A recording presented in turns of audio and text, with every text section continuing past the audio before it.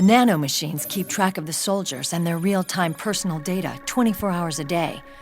They monitor each man's position, movement speed, reserve ammo, firing accuracy, wounds, rations, water intake and supply, sweat secreted, heart rate, blood pressure and sugar levels, oxygen. All the data gathered on body condition, on sensory organ data showing pain and fear, data on every internal response within the body. All of it is collected by an AI at the system's core.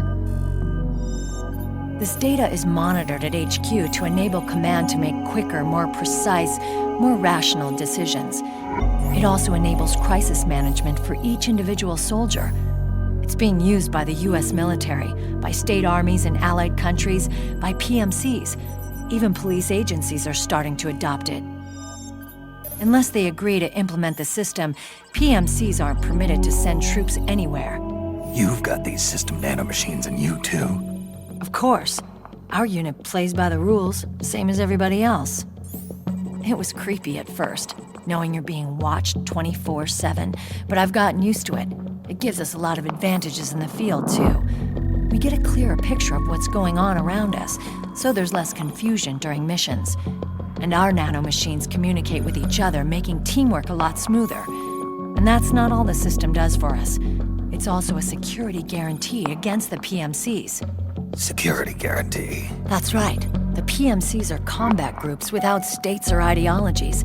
They're not fighting out of nationalism or for a cause. They don't care why the war is being fought. They're just bodies fighting on someone else's behalf. They're mercenaries, a commodity. So it's easy to imagine them betraying their clients by joining the enemy or refusing to fight, or committing humanitarian atrocities. To keep these things in check, they ensured that no one can use firearms or military vehicles without the proper system ID. It's true for every piece of equipment out there. So even if the PMCs tried to mount a terrorist attack or coup d'etat, their weapons and equipment would automatically be locked out. They wouldn't be able to move, attack, or engage in combat of any kind. And there's more. All the data on their position, personnel, and combat strength is leaked to us by the nanomachines. Even if they managed to circumvent the system by getting the nanomachines out of each soldier's body, they'd be losing their IDs in the process, so they couldn't use their weapons. And the Patriots are behind this. Lalilulelo, what are you talking about? Never mind. So this system is foolproof, huh? Completely. They call it SOP.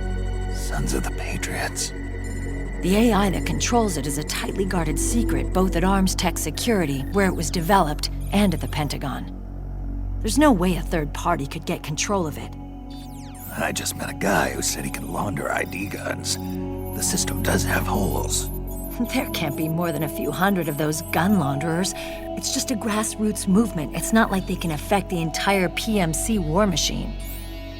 Anyway, Liquid would have had to register as a PMC in the system to assemble an army that massive. His PMCs might even exceed the US military in terms of numbers, but as long as they're registered, their soldiers' activities are constantly being monitored. So long as the US responds immediately when Liquid makes his move, we can take them down by force. By force, huh? When RSOC heard about Liquid's plans, they sent us to sniff around the PMCs.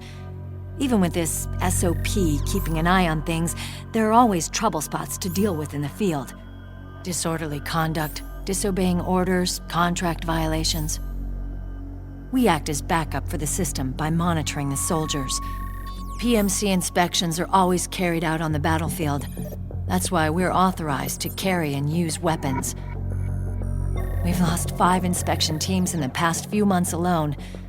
They were all undercover inside Liquid's PMCs.